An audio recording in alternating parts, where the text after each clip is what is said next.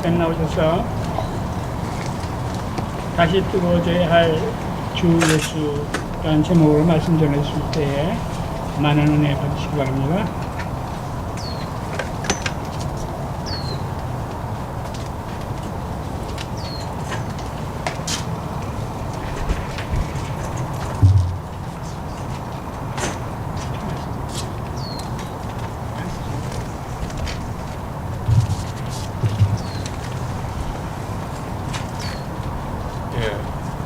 마스크 쓰고 하면 좀 답답할 것 같아요. 저는 좀 벗겠습니다.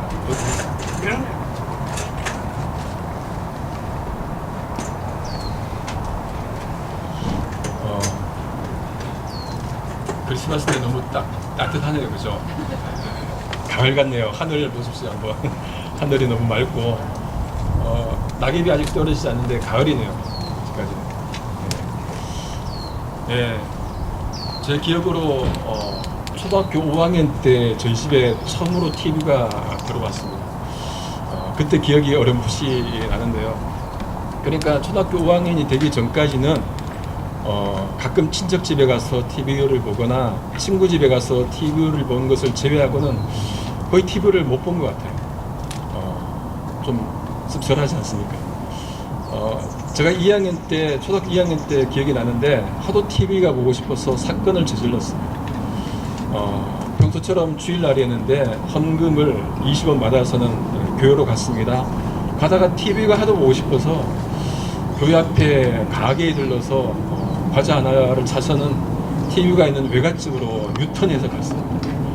교회가 밑에 있고 저희 집이 위에 있고 그 위에가 외갓집인데 교회로 갔다가 완전히 그냥 유턴해서 가는데 그때 제 기억으로는 웃으면 복이 와요인가 그게 한번 본 것 같아요. 그래서 그거 재미있어서 한번 보러 갔습니다.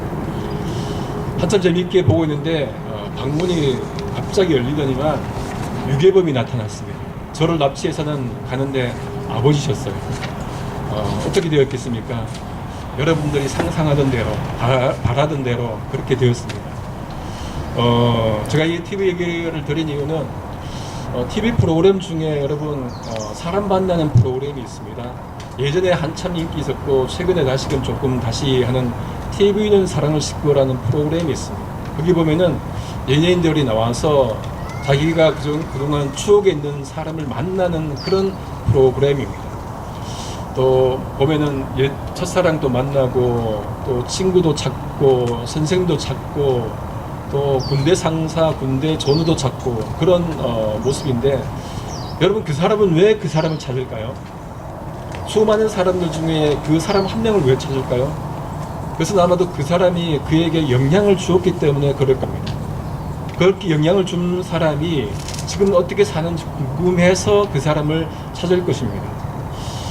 여러분에게 혹시 그런 기회가 주어진다면 누구를 찾고 싶습니까?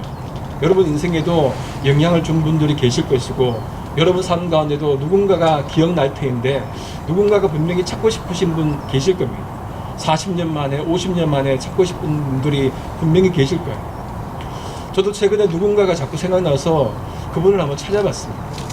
그분은 다름 아니라 제 중고등부 때 지도해 주신 교회 여자 전도사님이셨어요. 이분이 오셔서는 언젠가 말씀드린 것 같은데 중고등부 학생들을 모아서 매주 토요일마다 지하 기도실에서 기도회를 하시고 그야말로 부흥회를 한 거예요. 찬송하고 기도하고 통성기도하고 무릎 꿇기 하고 기도하고 매주마다 부흥회였어요. 그리고 다주 기도원에 데려가셔서는 거기서 또 부흥회를 하시고 동굴에 집어넣으셔서 동굴에서 기도하게 하시고 그때 제가 기도 체험을 또 은혜 체험 받은 게 제 인생에 너무나 큰 도움이 되었습니다. 그때 친구들 몇이서 우리 앞으로 목사 되자 그렇게 결단해서 그렇게 결단한 적들이 있었습니다.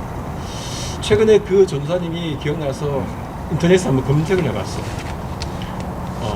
목회지를 찾아서 전화를 들어보니까 전화를 받지 않는 거예요. 몇 번을 그렇게 했는데 그렇게 해서 고향 친구한테 연락을 해보니까 몇 년 전에 돌아가셨다는 거예요. 너무나 제겐 좀 안타까운 순간이었습니다. 그냥 교회 다니던 저를 인격적으로 또 체험적으로 예수님 만나게 해주신 그 전도사님이 기억이 많이 났습니다.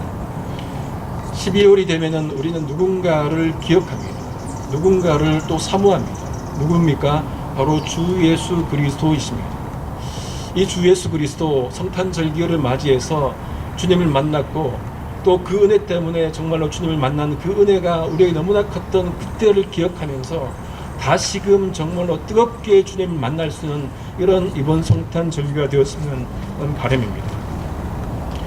누가복음 오늘 본문 말씀이 있는 누가복음 2장 앞부분에 보면은 가이사 아구스도 총독이 납니다. 이 총독이 로마 지역 전체에 칙령을 내립니다. 그 칙령이 무엇이냐면은 호구 등록하는 것. 호적을 등록하라고 그렇게 칙령을 내립니다. 그래서 온 백성들이 다 호적 등록하러 고향으로 갑니다. 요셉도 약혼자 마리아와 함께 호적 등록하러 갑니다. 어디로 갑니까?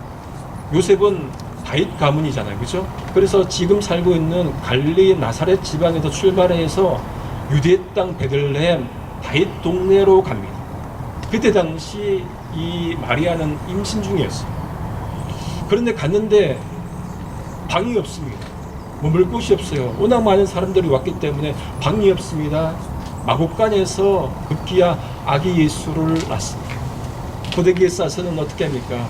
그 부유에 눕힙니다.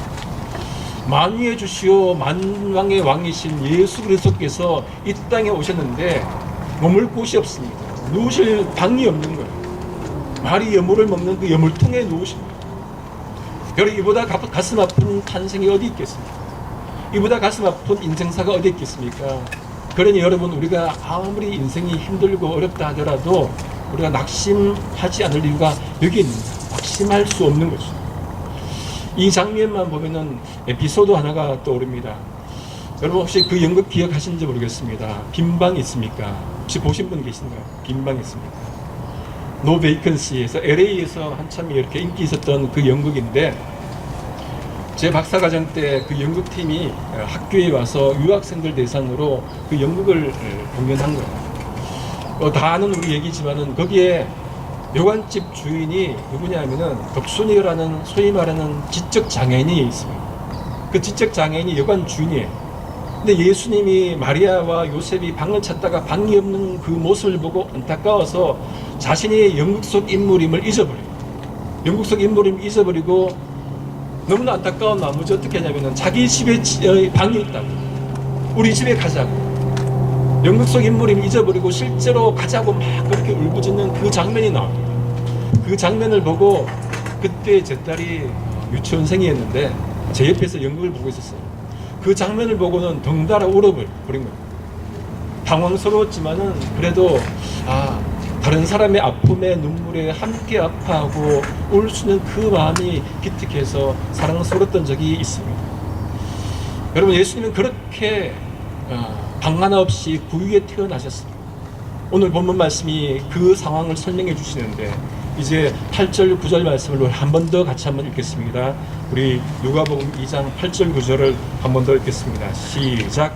그 지역의 목자들이 밤에 밖에서 자기 양떼를 지키더니 주의 사자가 곁에 서고 주의 영광이 그들을 두루 비추며 크게 무서워하는지라. 지금 목자들이 양을 지키는 장소가 어디입니까? 들판이에요. 시간대가 어떻습니까? 낮이 아니라 밤입니다. 야생동물을 잡아먹힐 수 있으니까 밤새 목자가 그 양을 지키는 거예요. 여러분, 이 모습 보면은 목자이신 예수님과 우리 양인 우리와 오버랩 되지 않습니까? 오버랩 됩니다. 보면은 시편 23편에도 여호와는 나의 목자시니 그렇게 말씀하십니다. 요한복음 10장 11절에도 나는 선한 목자라, 선한 목자는 양들을 위하여 목숨을 버린다고 분명히 말씀하고 있습니다. 시편 23편에도 그렇게 말씀하셨죠. 찬송가 570장에도 주는 나를 기르시는 목자요 나는 주님의 어린 양이라고 고백합니다. 이런 것 보면은 주님은 목자시오, 우리는 양인 것이죠. 그럼 우리는 어떻게 살아야 됩니까? 양이 목자와 함께 있어야 됩니다. 여러분, 목자를 떠난 양이 살 수 있습니까? 양이 목자를 떠나서 잠시만요, 잠깐 외출하고 오겠습니다, 이렇게 말할 수 있나요? 없는 거예요. 잡아먹히죠. 양과 목자는 함께 있어야 됩니다. 목자 또한 양 없이 혼자 다닐 수 없는 거예요. 사꾼 목자가 됩니다. 목자와 양이 함께 있어야 됩니다. 양은 우리가 그러니까 정말로 예수님을 떠날 수 없고 예수님과 동행해야 되는 이유가 바로 여기에 있습니다. 우리 스스로 살 수 없습니다. 우리 스스로 그 능력이 없는 거예요. 목자 없으면 우리는 곧 죽을 수밖에 없는 인생이기 때문에 늘 항상 주님과 함께 더불어 살아야 하는 이유가 바로 거기에 있는 것이죠. 10절 11절에 보시면은 이제 무서워 떠는 목자들에게 천사들이 나타나서 무서워하지 말라고 이렇게 말합니다. 그리고 어떻게 말씀합니까? 큰 기쁨의 좋은 소식을 전하겠다고 말씀합니다. 그 좋은 소식이 무엇입니까? 그것은 바로 오늘 이 땅에 다윗의 동네에 너희를 위하여 구주 그리스도가 나셨다고 말씀하고 있습니다. 메시아 탄생 소식은 여러분 온 세상이 기뻐하는 소식입니다. 기쁜 소식입니다. 곧 복음인 것이죠. 여러분 이 메시아 탄생은 목자들에게만 주는 그 소식이 아닙니다. 그리고 유대 민족에만 주어지는 그 기쁜 소식이 아니고 온 백성에게 모든 백성에게 미치는 기쁜 소식인 것이죠. 그러니 예수의 탄생은 우리에게도 기쁜 소식입니다. 이것이 가능한 이유가 왜 그렇습니까? 예수님은 만왕의 왕이시기 때문에, 하나님은 만왕의 왕이시고 만왕의 창조시기 때문에, 온 세계 창조주시기 때문에 기쁜 소식입니다. 누구나 기쁜 소식을 듣기 원합니다. 그렇죠. 기쁜 소식 듣기 원하는 분들이 어디 있겠습니까? 요즘 입시철입니다. 한국도 그러고 이 미국도 입시철이잖아요. 그렇죠? 그런데 자녀들이 합격 소식을 듣기 어려워요. 그런데 모두가 합격할 수는 없는 거예요. 누군가는 합격해서 기쁘고 누군가는 또 불합격해서 또 슬퍼요. 제 딸도 지금 12학년인데 오프라인 하더라고요. 제가 공부하라 소리를 한 번도 한 적이 없어요. 지금까지. 건강하게만 잘하라. 그러니까 진짜로 공부 안 하고 건강하게만 잘하고. 얼마나 건강한지요. 공부는 하나도 안 하고 그래도 건강하게만 잘하라 하니까 그게 감사하더라고요. 저는 보니까. 결혼식 며칠 전이었습니다.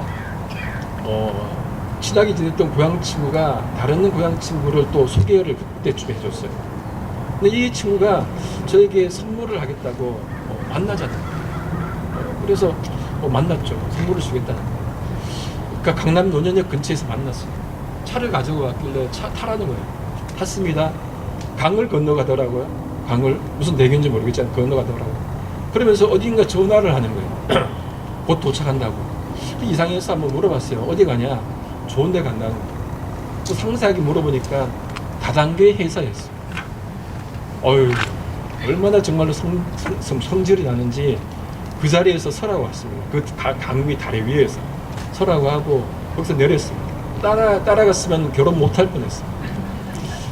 그 친구는 결혼하니까 좋은 걸 선물해 주겠다고 했다는 거예요.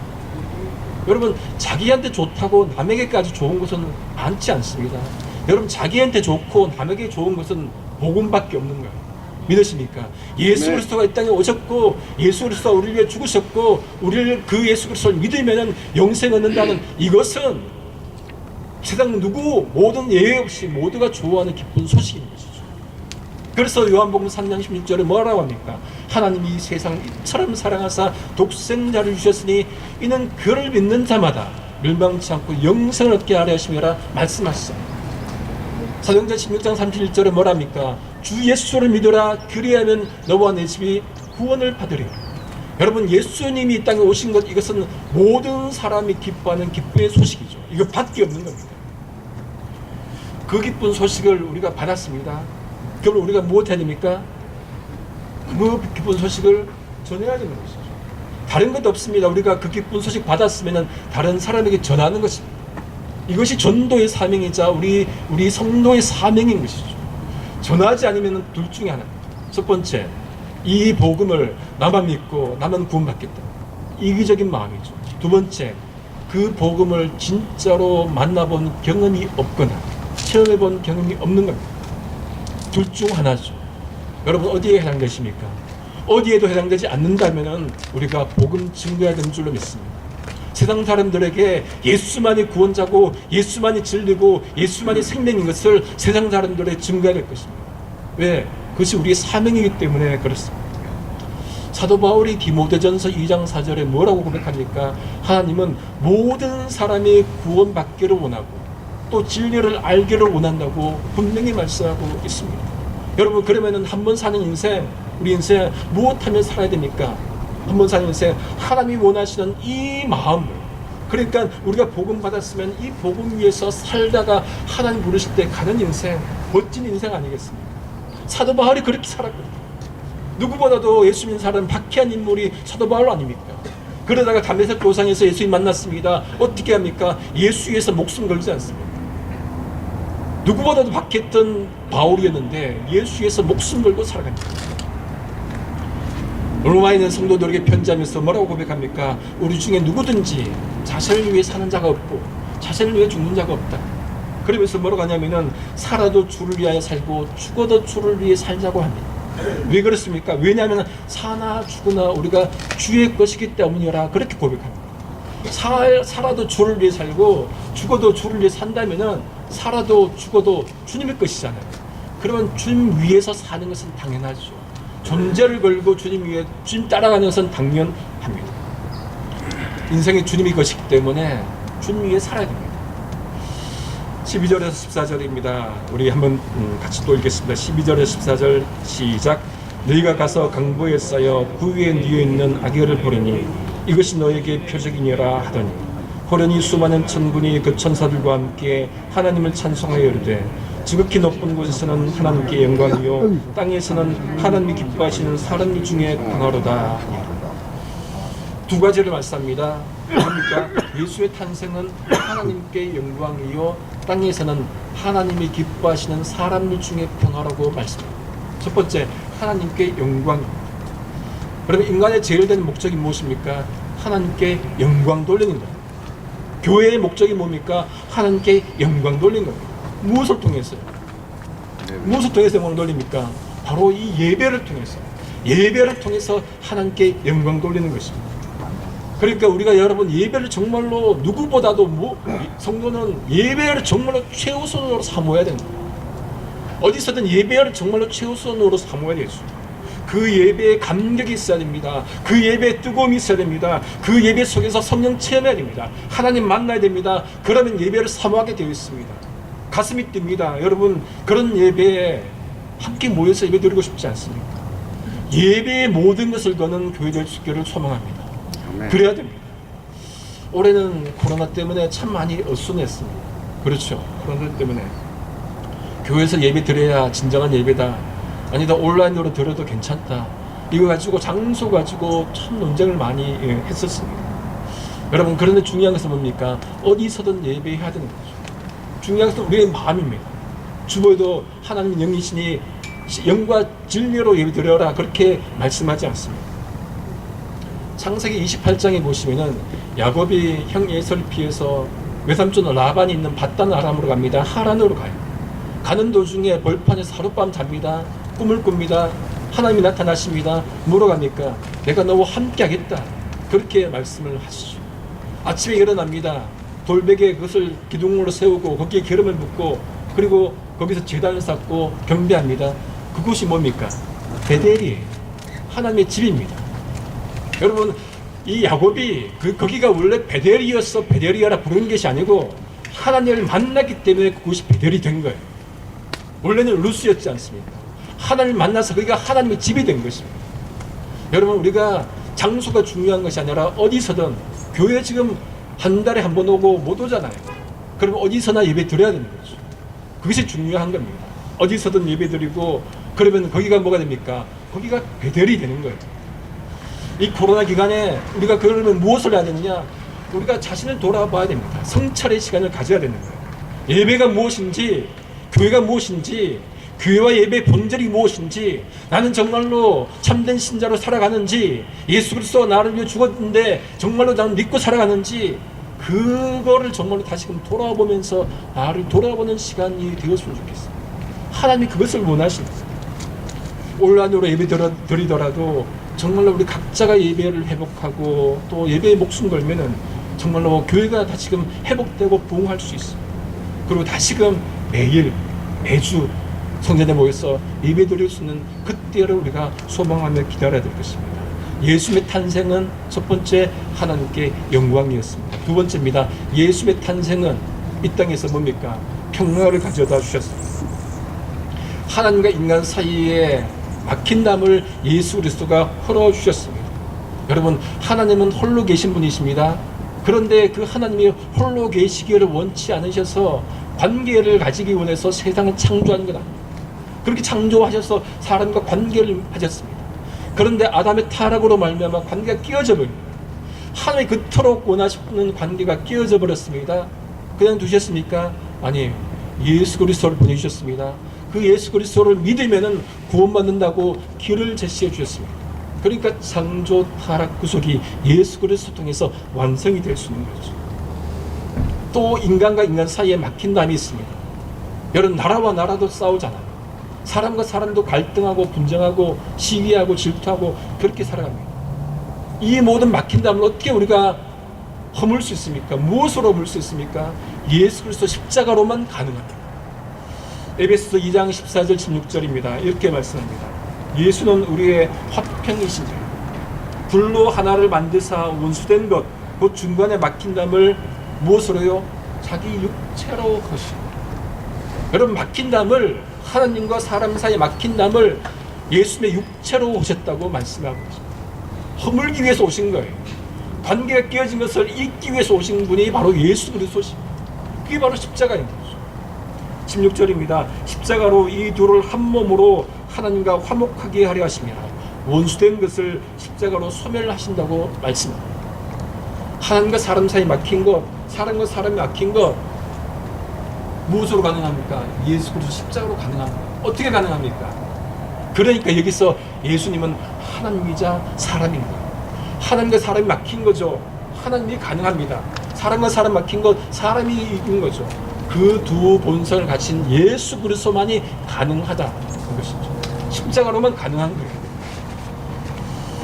이 하나님과 막힌 사람은 여러분 인생이 허무해요.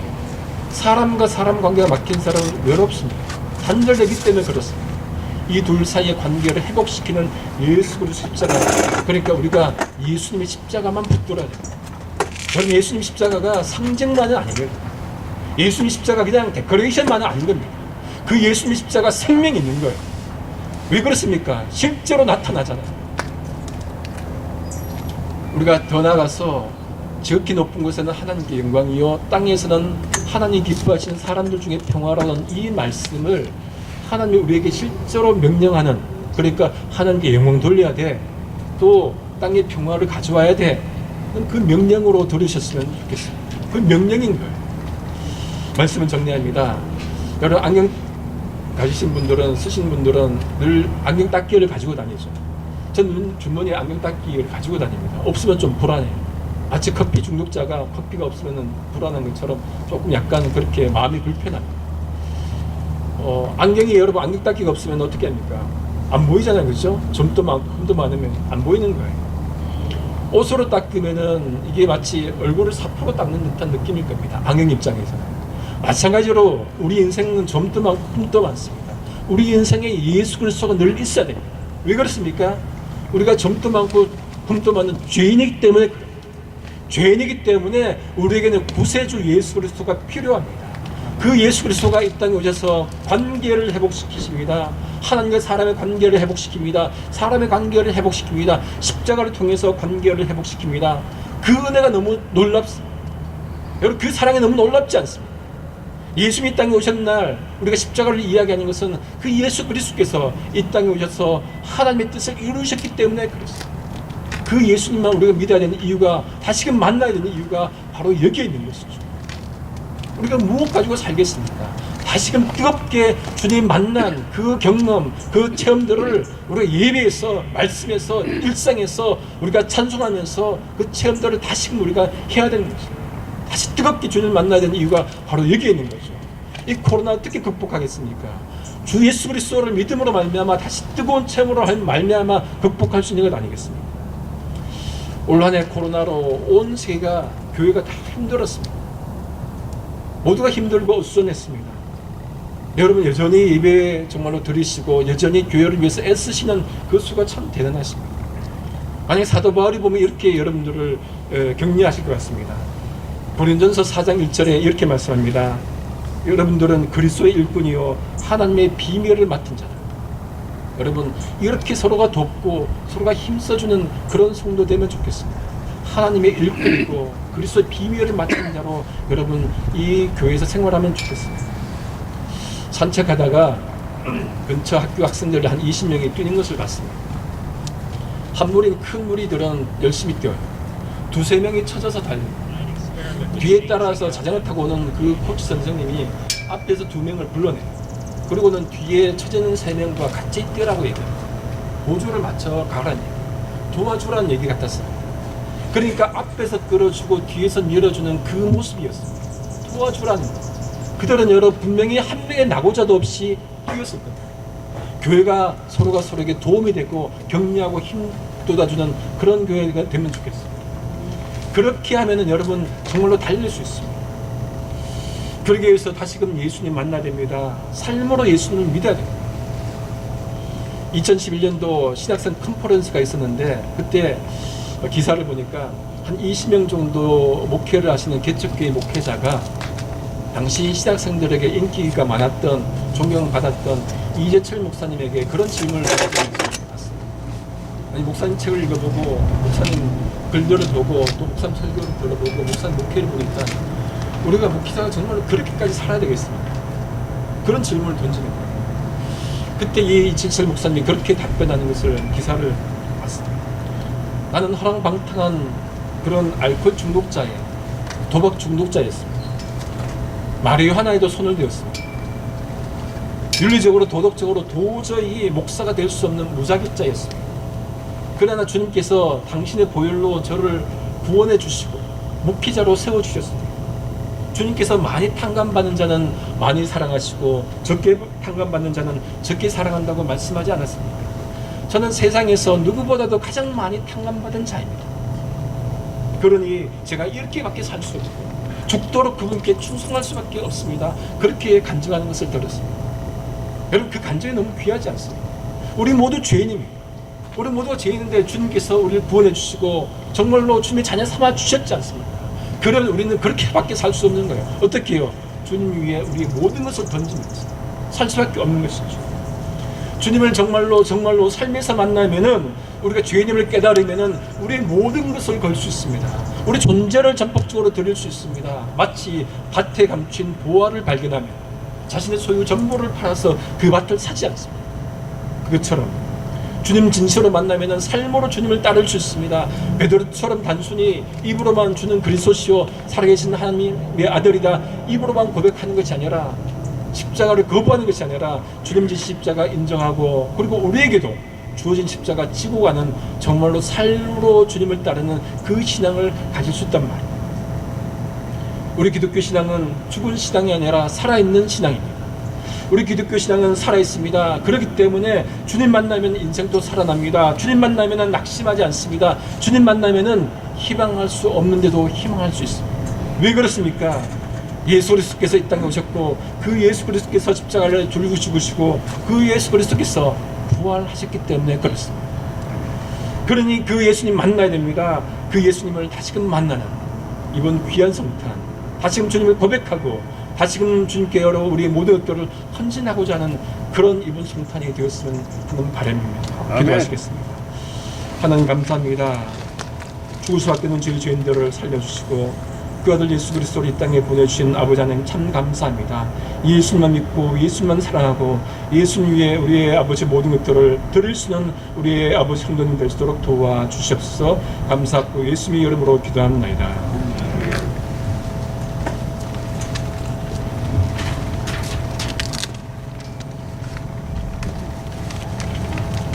네, 목사님 감사합니다.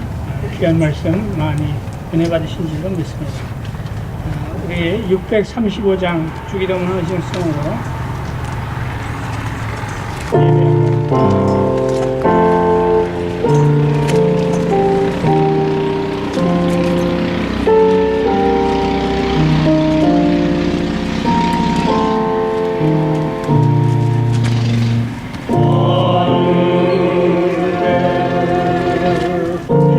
예배